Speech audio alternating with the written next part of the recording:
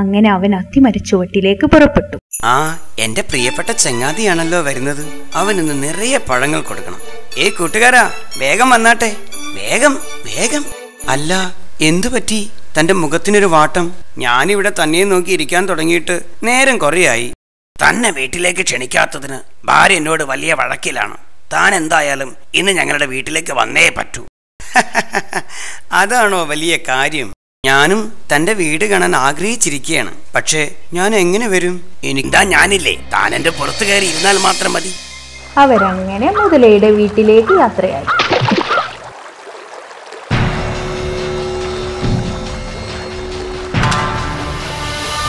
എടോ മുതലച്ചാരെ, താനൽപ്പം പതിയെ പോകൂ, എനിക്ക് ഭയം തോന്നുന്നു.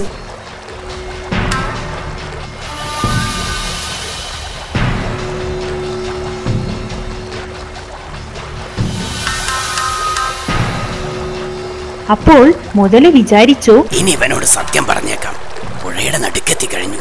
ഇനി ഇവന് രക്ഷപ്പെടാനും കഴിയില്ല.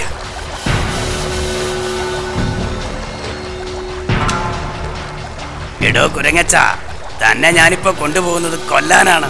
നിന്റെ ഹൃദയം തിന്നാൻ എന്റെ ഭാര്യയ്ക്ക് വലിയ ആഗ്രഹം.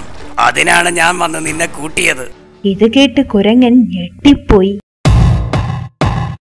ഈശ്വര, വേണ്ടത്ര ആലോചിക്കാതെ ഇവന്റെ പുറത്ത് ചാടി കയറിയ ഞാൻ ഒരു വിഡ്ഢി തന്നെയാ. എന്തെങ്കിലും സൂത്രം കണ്ടെത്തിയില്ലെങ്കിൽ ജീവൻ പോയത് തന്നെ. ഇവനാണെങ്കിൽ തടി മാത്രമേ ഉള്ളൂ, തലയിൽ നിറയെ കളിമണ്ണാണ്. എന്തായാലും ഒരു സൂത്രം ഉപയോഗിച്ച് നോക്കാം. അയ്യോ ചെങ്ങാതി, നിൽക്ക് നിൽക്ക്. നിന്റെ ഭാര്യയ്ക്ക് ആവശ്യം എന്റെ ഹൃദയമല്ലേ? അതെന്താ ആദ്യം പറയാതിരുന്നത്? എന്റെ ഹൃദയം ആരും എടുക്കാതിരിക്കാൻ അത്തിമരത്തിന് മുകളിലുള്ള ഒരു പൊത്തിൽ ഞാൻ ഒളിച്ചു വെച്ചിരിക്കുകയാണ്. വേഗം തിരിച്ചു പോകൂ, ഞാൻ എടുത്തു തരാം. ഇത്രയും ദൂരം വെറുതെ നീന്തി.